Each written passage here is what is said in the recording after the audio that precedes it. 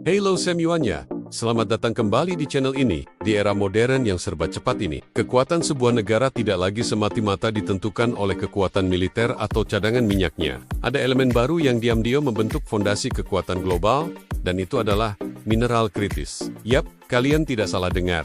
Dari ponsel pintar di genggaman kita, kendaraan listrik yang semakin populer, turbin angin raksasa, hingga satelit militer canggih yang mengorbit di atas sana, semuanya membutuhkan mineral-mineral esensial ini. Lithium, cobalt, nikel, elemen tanah jarang, ini adalah urat nadi, teknologi modern. Dan dalam perlombaan global yang semakin intens ini, satu negara berdiri kokoh di tengah papan catur geopolitik Tiongkok. Dengan kendali strategis atas sumber daya vital ini, penguasaan rantai pasokan global, serta melalui inisiatif ambisiusnya, Belt and Road, Beijing sedang membentuk ulang definisi kekuasaan global seperti yang kita kenal. Hari ini, kita akan menyelami lebih dalam bagaimana strategi geopolitik Tiongkok dalam penguasaan mineral kritis ini secara fundamental mengubah keseimbangan kekuatan antara timur dan barat. Dan yang lebih penting, mengapa setiap ekonomi besar di dunia kini berpacu untuk mengejar ketertinggalan sebelum semuanya terlambat? Siap untuk analisis mendalam? Mari kita mulai. Revolusi industri berikutnya di dunia, teman-teman, sedang berjalan dengan tenaga mineral, bukan minyak. Mineral-mineral kritis seperti lithium, kobalt, dan elemen tanah jarang ini mutlak diperlukan untuk transisi energi hijau yang kita cita-citakan. Bayangkan, tanpa mereka, tidak ada baterai untuk kendaraan listrik, tidak ada panel surya efisien, dan tidak ada turbin angin raksasa. Namun, ada satu masalah, mineral-mineral ini tidak tersebar merata di seluruh bumi, dan Tiongkok menyadari fakta ini jauh lebih awal daripada negara lain. Puluhan tahun sebelum ledakan energi hijau Banner dimulai. Sejak tahun 1990-an, Beijing telah melakukan investasi besar-besaran, bukan hanya dalam eksplorasi tambang, tetapi yang jauh lebih strategis, pemurnian, dan fasilitas pengolahan. Hari ini, Tiongkok menguasai hampir 70% pemrosesan elemen tanah jarang, 60% pemurnian lithium, dan 80% produksi grafit dunia. Artinya, meskipun biji mentahnya mungkin berasal dari Afrika atau Amerika Selatan, nilai tambah dan kendali sebenarnya berada di tangan pabrik, serta Keilang, Jiqilang di Tiongkok. Dominasi vertikal inilah yang memberikan Beijing kekuatan yang luar biasa, tidak hanya secara ekonomi, tetapi juga secara strategis di panggung global. Ini adalah permainan yang jauh lebih besar dari sekadar penambangan. Pada tahun 2013, Tiongkok meluncurkan sebuah visi yang sangat ambisius, Inisiatif Sabuk dan Jalan, atau yang lebih dikenal sebagai Belt and Road Initiative BRI. Ini adalah proyek bernilai triliunan dolar yang bertujuan menghubungkan lebih dari 150 negara di seluruh dunia melalui infrastruktur dan perdagangan. Di permukaan, BRI terlihat seperti sebuah misi pembangunan yang luar biasa, membangun jalan-jalan baru, pelabuhan modern Uringen Pipa, dan infrastruktur digital canggih. Namun, jika kita melihat lebih dalam, BRI juga berfungsi sebagai jalur strategis yang krusial untuk menguasai sumber daya. BRI secara cerdik menghubungkan wilayah-wilayah yang kaya akan mineral kritis. Asia Tengah, misalnya, menyediakan lithium dan tembaga. Afrika menjadi sumber kobalt dan mangan yang melimpah, sementara Amerika Selatan kaya akan lithium dan nikel. Dengan membiayai proyek-proyek infrastruktur ini, dan menyediakan pinjaman yang menggiurkan, Tiongkok tidak hanya sekadar membangun jalan atau pelabuhan. Mereka sedang membangun akses ke mineral-mineral yang akan menentukan arah ekonomi dunia selama puluhan tahun mendatang. Melalui kemitraan BRI, Tiongkok berhasil mengamankan kontrak pasokan jangka panjang dan hak penambangan di berbagai benua, seringkali tanpa disadari oleh para pengamat barat yang baru tersadar. Ini adalah permainan yang cerdas dan terencana. Jika ada satu tempat yang menjadi jantung pacuan mineral kritis global, maka itu adalah Afrika. Di benua ini, denyut kekuatan mineral begitu terasa. Republik Demokratik Kongo misalnya, menyimpan lebih dari 70% cadangan kobalt dunia. Ini adalah bahan esensial untuk baterai kendaraan listrik yang sedang booming saat ini. Sebagai imbalan atas pembangunan jalan, jalur kereta api, dan pinjaman yang signifikan, perusahaan-perusahaan Tiongkok berhasil memperoleh saham besar dalam sumber daya mineral di sana. Namun, kemitraan ini tidak lepas dari kritik. Banyak Barat menuduh Tiongkok melakukan kolonialisme sumber daya, yaitu menggunakan pembangunan infrastruktur dan pinjaman yang berpotensi menjerat utang untuk mengamankan aset-aset mineral vital. Beijing, tentu saja, menanggapi dengan argumen bahwa mereka sedang membangun kemitraan yang saling menguntungkan, mengisi kekosongan yang selama puluhan tahun ditinggalkan oleh negara-negara Barat. Apapun sudut pandangnya, hasilnya sangat jelas.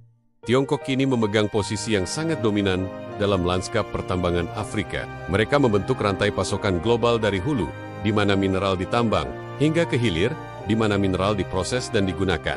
Beralih ke benua lain, mari kita lihat segitiga lithium di Amerika Selatan. Wilayah yang meliputi Chile, Argentina, dan Bolivia ini menyimpan lebih dari 50% cadangan lithium dunia. Dulu, daerah ini mungkin dianggap sebagai wilayah pinggiran yang kurang strategis. Namun kini, ketiga negara ini telah menjadi pusat kompetisi global yang sengit. Dan seperti di tempat lain, Tiongkok bergerak sangat cepat. Mereka berinvestasi besar-besaran dalam penambangan lithium, membangun fasilitas pengolahan, dan bahkan mendirikan pabrik produksi baterai di sana. Sementara Amerika Serikat dan Eropa masih sibuk berdebat tentang kebijakan energi hijau dan regulasi yang rumit. Tiongkok diam-diam, namun pasti membangun tulang punggung revolusi kendaraan listrik global. Ekspansi ke selatan ini bukanlah kebetulan semata. Ini mengikuti pola yang sama persis seperti yang kita lihat di bawah payung BRI. Fokus pada infrastruktur, menjalin kemitraan strategis, dan pada akhirnya mengamankan kendali jangka panjang atas mineral-mineral yang sangat berharga. Tiongkok telah melihat masa depan, dan mereka bersiap untuk menjadi pemain utamanya. Strategi Tiongkok tidak hanya berhenti pada kepemilikan tambang. Ini jauh lebih cerdik dari itu. Mereka berfokus untuk menguasai titik-titik kunci dalam rantai pasokan global.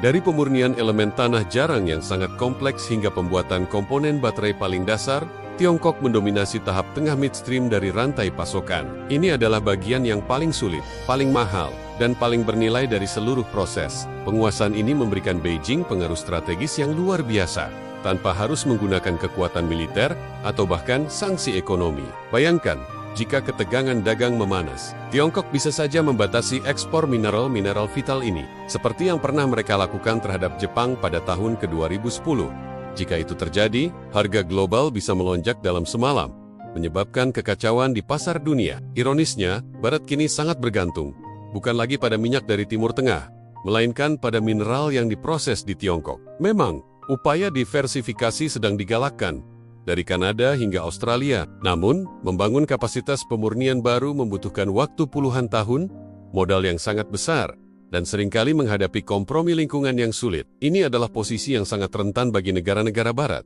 Mineral kritis ini bukan hanya soal ekonomi, teman-teman. Ini juga soal keamanan nasional yang sangat fundamental. Mari kita lihat. Dari semikonduktor canggih yang menjadi otak setiap perangkat elektronik kita, hingga sistem kendali rudal yang melindungi kedaulatan sebuah negara. Setiap teknologi pertahanan utama di dunia sangat bergantung pada material yang kini dikuasai oleh Tiongkok. Ini adalah perpaduan yang sangat kuat antara kekuatan ekonomi dan keamanan nasional, yang menjadikan ketahanan rantai pasokan sebagai isu geopolitik yang sangat mendesak. Sebagai respons terhadap situasi ini, Amerika Serikat, Uni Eropa, dan Jepang telah mulai membentuk aliansi mineral. Mereka berusaha untuk mengurangi ketergantungan ini dan membangun kembali kemampuan produksi mereka sendiri. Namun, untuk meniru model terintegrasi yang telah dibangun Tiongkok selama puluhan tahun, akan membutuhkan waktu yang sangat lama dan investasi yang sangat besar. Ini bukan perlombaan lari cepat. Ini adalah maraton yang panjang dan melelahkan. Dengan Tiongkok sudah jauh di depan, dunia kini merespons situasi ini dengan cepat. Dari kemitraan keamanan mineral yang digagas Amerika Serikat, hingga undang-undang bahan mentah kritis Uni Eropa.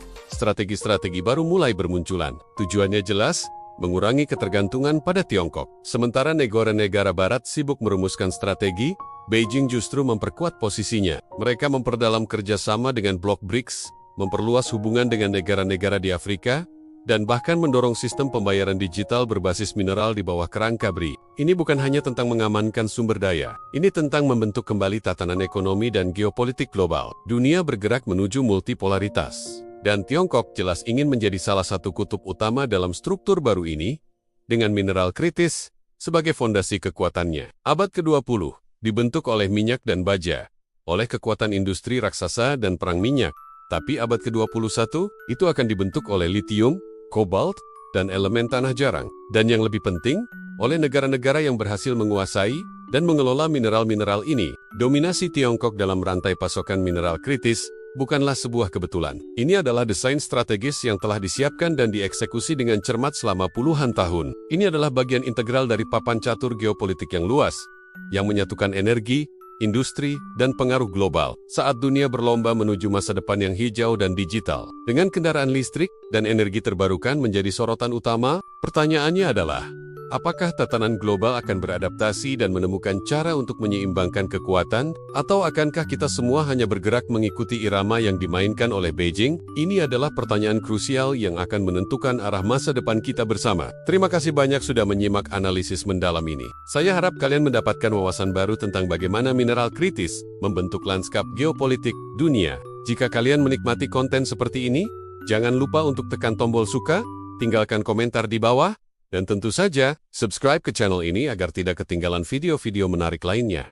Sampai jumpa di video berikutnya.